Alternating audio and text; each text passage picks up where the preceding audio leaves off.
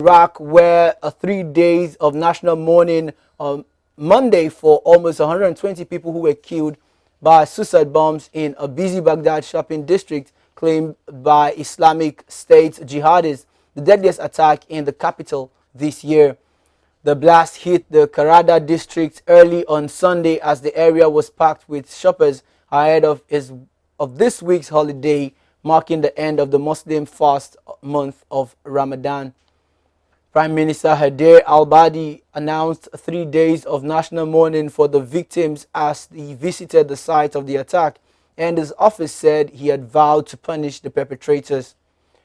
He also ordered changes to Baghdad's security measures in response to the bombings, which security officials said killed at least 119 people at the time of filing this report and wounded more than 180.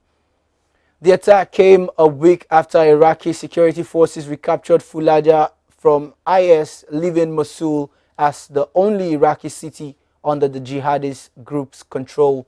The blast set buildings ablaze and crowds of people watched from the rubble-filled streets as emergency personnel carried out victims and worked on site. IS issued a statement claiming responsibility for the suicide bombing, saying it was carried out by an Iraqi as part of the ongoing security operations.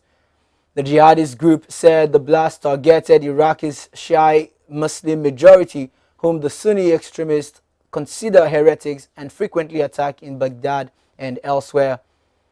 UN Iraq envoy John Kubis condemned the cowardly and heinous act of unparalleled proportions, calling on authorities to bring those responsible to justice.